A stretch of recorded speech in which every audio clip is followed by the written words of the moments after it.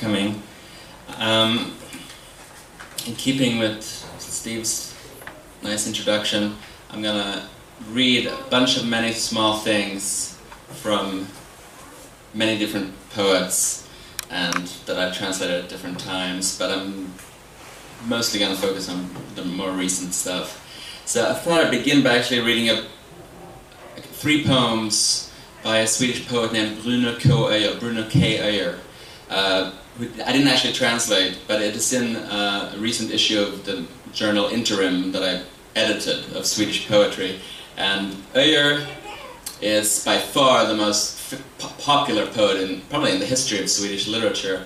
Started publishing things in the 70s as a 20-year-old, sort of punk surrealism, that sort of became famous for his performances.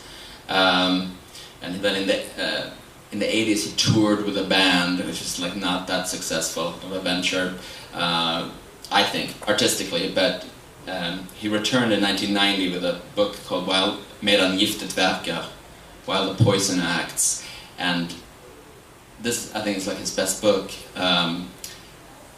It's really different from his early work, because during the 10 years of the 80s when he hadn't published any poetry, he'd become strangely occult, mystical and decadent. And if he had been born the K in Bruno K. Öijer used to be Kenneth, which is a nice working class Swedish name, but now he had changed it to Keats, so now he's Bruno Keats Öijer. So here's just a few snippets of it, and it's actually translated by Victoria Häggblom. You know what's at stake. I have settled my name. I ride a wounded animal, and there are no rules when we do the black puzzle. In the dream, you walked through a long attic and set fire to the house. Afterwards, you worried they would get there in time and take with them one of the flames and force it down into a liquid and develop it and see your features flare out from the picture. I see a tall tree and the men who kill it. I see them flock around the felled trunk and break into the branches and the foliage. Before twilight, I see their half-naked, excited bodies walking around, kicking in the green dust of oval women's faces. So that was maybe like a part of a shift in Swedish poetry, maybe most famously marked by this book, which is called Som en gång var en äng, which once had been a meadow, which I did translate. It's by Anja Edelund. It was published in 1989, and the original was published in 1989, and I just, maybe this year or last year, Black Square Editions published my translations. This is it's like a classic book of Swedish poetry, generated what became known as the Anja Edelund debates in Swedish poetry, where she was attacked for being so hermetic and weird. And then she was defended by a lot of younger critics, a lot of women critics who pointed out the sexism of a lot of the language used to attack her, such as that she's flirtatious. That was a common, she's flirtatious, but she didn't didn't fully open the door to the reader. Anyways, this hermetic debate about the Hermeticism became really huge for Swedish poetry, and it influenced a lot of poets coming after her. And I love this book, so I translated it. I'll just read a few sections here as well. This is Midsummer Night's Dream. Painful journey into the lilac. He fills you with his fluid, tears off a flower, sucks out the sweetness. Painful journey. Soon he will burst the entire cluster. Microscopically black flies will loosen and fall. Soon they'll have no home. Stamen, pistils, heavy red, violet, against his leather gullet, which is pitched, a skeleton of wood and evil, lonely brown thread. Soon he will burst the entire cluster. Iodine. Unfold the leaves, thrust into the core. There is no core.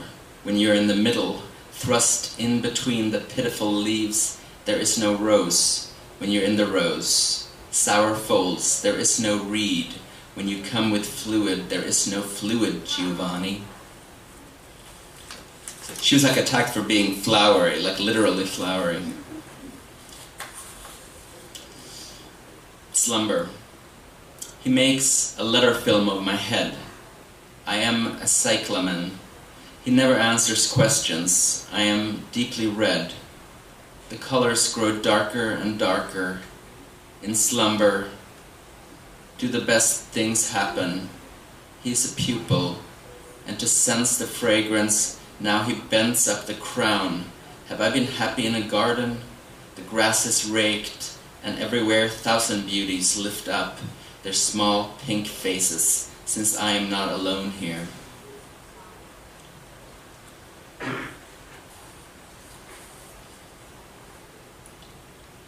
You know what crimp is? It's something to do with hair, like in the 80s, curls, something like that. Why do you crimp my hair? Every memory is a pearl, then the pearls disappear. There was a street. The girl's bone frame did not want to have anything to do with the night, and yet one merely adds a little red to the tender greenery. Why do you crimp my hair? Chamomile does not need light women's hair. Now it's brown. A lot of these are actually collages of like medieval texts, religious texts, ballads and so on. Why should one love the one one can never have? My body isn't made of copper. It's toward the heart you will go, and up in the throat. Everything here on this earth is so strange to me. All the splendor from the inaccessible.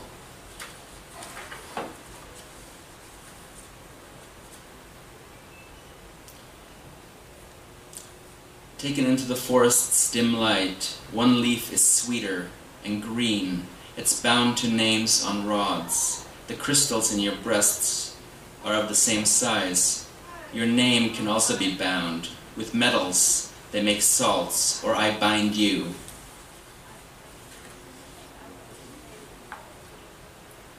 It was like heavy grapes in my heavy head. It was in the moss where the capsule was opened. It was his soft fingers across the veins of the blade. It was in the blood where one dips blood. This one's called a veil. The small breast leaves move in his fluid. White is not my fluid. The pistils constrict. Nothing will ever bloom again. Nothing has ever bloomed. Perforate him. So one of the people who was really influenced by Yadelin was Åsa Berg, who I've translated a lot of books from. Most recently this one, her most recent book, Hackers. But maybe I thought I'd read something from With Deer first, because it's her first book, which kind of takes Yadelin and just makes it B-movie. So this is a poem called Foxheart. Now you have once again defiled my dark blue vein heart. Now I puke out this choked fox heart through the bellowing blue mouth. The heart pump, the coral rides in venom. The need grows strong. You sleep open by the organ. I look down into you as if deep into a lake. Slowly I choke the coral. Greedily I swallow this tense fox heart with the smarting blood blue mouth. The belly bottom beats offended. The coral bulges. Slowly puked up the sludge of the afterbirth waits. I have to tear this sinewy from its hold. Now the mouth once again seeks your blue and bitter mouth. The last fox is corroded to foam and rot. You can see that it kind of gets more disgusting. And so this is her more recent one, which is slightly different. It's more overtly didactic, feminist. It's called Hackers, and it's got a lot of hacking, computer type of hacking, but it also has the other kind of hacking. It has a few kind of motifs that get all kinds of different valences. Parasites, Trojan horses, different kinds of diseases, people who are captured hosts and termites and stuff like this, that are both metaphors and the opposite of metaphors. For her relationship to whatever patriarchal culture. So this is the first poem from Hackers. This is a threat. We are the woman trap. We are the hostess animal, hooked up to slop-fleshed parasites such as lazy men and manipulative fuck addicts and spoiled morons who act like pets. But the body is caught in a vicious circle. The women's movement rears towards a spiraling fever pitch. To speak plainly about our invulnerable vulnerability, we have always been good at a very complicated kind of love. There is a female freedom, found inside a feeling you don't know exists. Our inner machines are fine-tuned into a frozen gaze. We are anonymous, we are legion, we do not forgive, we do not forget, expect us always. It's a horse and it says no, but the human says, want you. If you're an animal here, you're either alive or dead, either healthy and hardy or a bullet in your forehead. Civilization means to love fiercely. The human race is worried. The big question is, can we make it? 16 gigabyte insane memory. Through the blood-brain barrier, reconfigure the signal substance. Toxoplasma gondii, the parasite that makes women more beautiful and men moronic. Now the sperms are dead. You don't exist. Trematodes live inside snails in moist environments. They glide up the snail's antenna and begin to blink. This causes the host to move up a reed where a little light show takes place. A bird is attracted to the light and swallows the snail. The trematode has now found its home inside the bird, where it wanted to end up all along.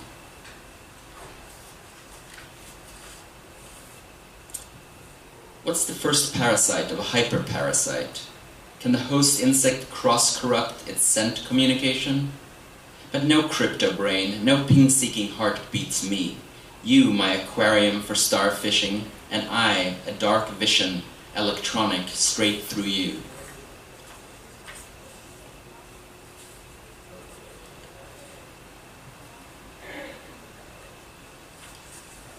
I'm inside you, where nobody expected, loony Singapore, hovered down through the Philippine storm, cat soft from toxoplasma schizosex, endophoria never kills its host world. All horses, all animals, immune to the world, immune to God. There are 3 ways of handling danger: fight, flight, or play dead. We made different choices. This is just the beginning. Fight. Playing dead is not the same thing as being dead. You are dead.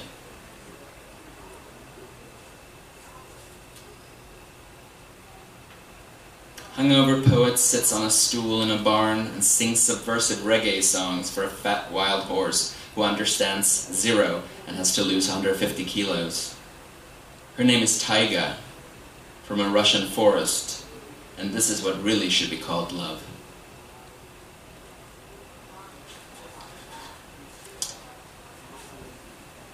Private Manning Trojanizes, then changes sex in jail, where she will spend the rest of her life for aiding the enemy. There's a female freedom. If you boil anything long enough, it will turn into steam. Nothing remaining, translucent horse corpses rearing in hot air. Check aiding the enemy.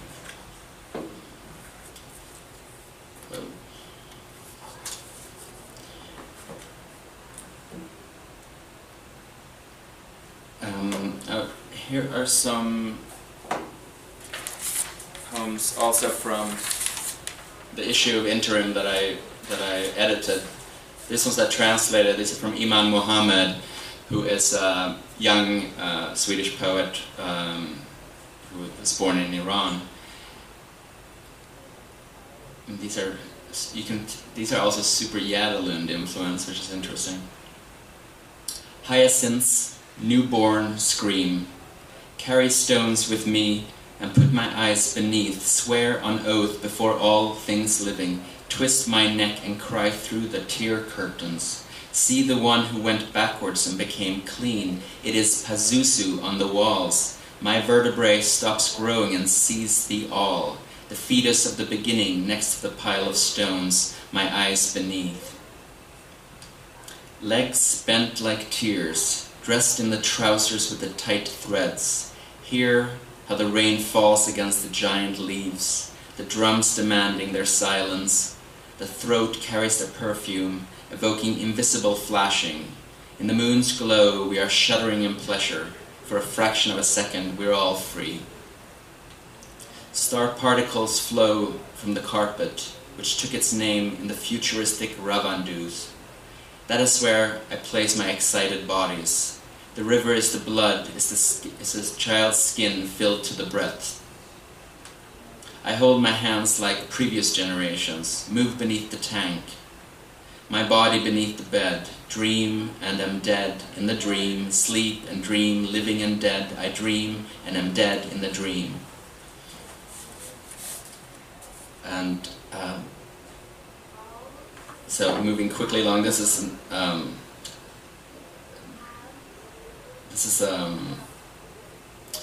another Swedish poet, I guess, who's actually Palestinian. Grew up in Syria, in Damascus, and who's right now living as a refugee in Sweden while his family is being killed. This is a poem that's translated by Catherine Cobham, but I published it with Action Books, so I feel I can read it anyways. This is a poem called Massacre. Massacre is a dead metaphor that is eating my friends, eating them without salt. They were poets, but they've become reporters with borders. They were already tired, and now they're even more tired. They cross the bridge at daybreak, fleet of foot, and die with no phone coverage. I see them through the night vision goggles and follow the heat of their bodies in the darkness. There they are, fleeing from it, even as they run towards it, surrendering to this huge massage. Massacre is their true mother, while genocide is no more than a classical poem written by intellectual pensioned-off generals. Genocide isn't appropriate for my friends, as it's an organized collective action, and organized collective actions remind them of the left that let them down. Massacre wakes up early, bathes my friends in cold water and blood, washes their underclothes and makes them bread and tea, then teaches them a little about the hunt.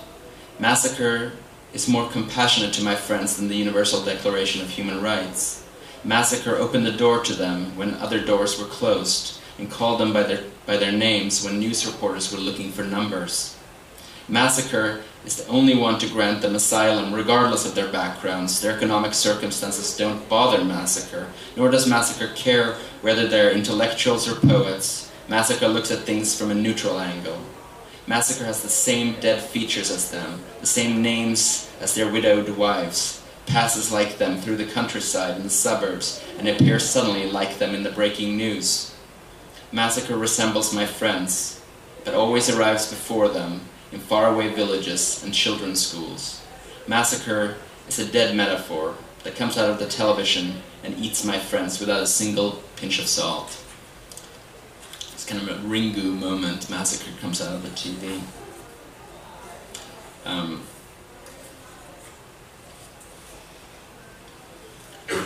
This one is called The Moment Before the Bomb Falls. Last year, the poems of Ezra Pound committed suicide in my library. They could no longer bear to be on the same side as the executioner. The moment before the second hand moves, when the bomb is still hovering in mid-air, the dead stop dancing. The house stops leaning against the concrete wall of the neighbor's house. The coffee cup stops clustering together in the kitchen cupboard. The moment before the TNT is transformed from a solid state into gas, I hear your silence clearly. A mixture of rain and memories. I feel the sound of the bombs via Skype. I drink your fingers. I love you, then I leave. I love you, then I stay. I love you, then the song on the radio breaks up. The news bulletin breaks up. The monotheistic religions break up. The poetry standing among us in the family photo breaks up. The moment before the ambulance arrives, feathers sprout on children's bodies so that they can fly away. This is the acquired trait that Lamarck talked about and scholars disproved. A divine miracle that's never going to happen. The moment before the news bulletin, I acquire a number of free items. For example, a sixth finger. I no longer have a middle finger to raise in your faces. Young Arab features filling the streets of old Europe. The number of people offering their places to the old in the metro will increase. A new falafel restaurant in Stockholm will think it's excellent after an evening of drinking. A new seat for racists in parliament, giving us an additional reason to fight the neo-Nazis. In that moment before the silence, I shake the bread trees so that my friends don't go hungry. I shake the trees and your face falls, my face falls. The United Nations, the Universal Declaration of Human Rights, UNESCO, the Red Cross, Amnesty International, Human Rights Watch, the Security Council, Reporters Without Borders and Doctors Without Borders, the Non-Aligned Movement and the International Criminal Court all fall. Freedom of expression, the first world and democracy, women's rights, everything falls and the wolf is victorious. On the way to the massacre, a traffic cop fines me for being over the limit. What did you drink? My lover's finger.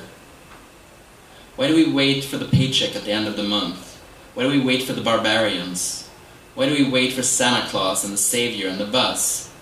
This world is heading straight for comedy, and you sleep till noon, as if the bombs didn't fall before the breaking news. This world is heading straight for organized prostitution. Dear lady, have you tried working as a prostitute? No. Perhaps you haven't yet tried dying of hunger. The two things are connected. They come in the same package. Special offer, buy one and get one free. To be very brief, I love you, but my poems have decided to go north. Do you want a warm bed in a cold city? No, I prefer a cold bed in a warm city, for paradise without friends is hell. Alright, I will read one more thing, and that's from this book, Chair Femme Fatale by Kim Edom, who's a contemporary Korean poet.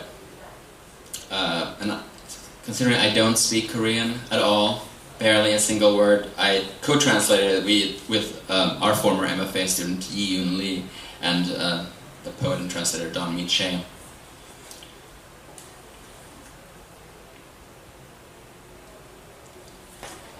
This is called Flux Film Number 4, Lesbian. When I take a walk on the bridge with my dead cat in my arms, people say strange things to me. They show unprecedented interest. They must feel certain urges at the sight of a dead thing. When I approach, mirrors crack and coats rip.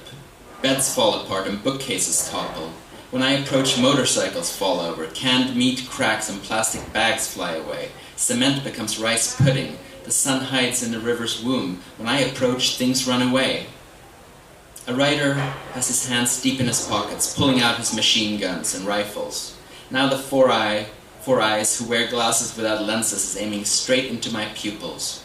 The guy with the prosthetic legs pretends to want to shake my hand, but trips me instead. I'm strangled by his neckties, and I know that the guy dozing off on the bench next to the dog is wiretapping me, tailing me. These guys are all plotting to make love to my dead body.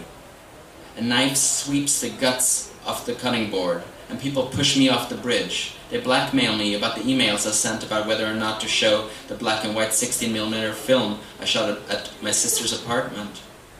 How could a film be such a threat to those who only eat things that are safely dead, put spotlights on the dead, and make special features, people with such ordinary taste? Alright, and this will be my last poem. It's called A Stain in the Shape of a Star. It has a lot of her work, has a very unstable speaker situation, so it kind of moves between speakers. You will see. A stain in the shape of a star. A girl falls from her balcony while shaking out a blanket. A woman falls from her balcony while shaking out a comforter that stinks of beard and bones. On the evening news, an ostrich flies into clouds colored by a sunset. On the train, people watch the muted news and read the truncated captions. It happens in a matter of seconds. Stains are a big headache. It's still cold when I pull the comforter over my head.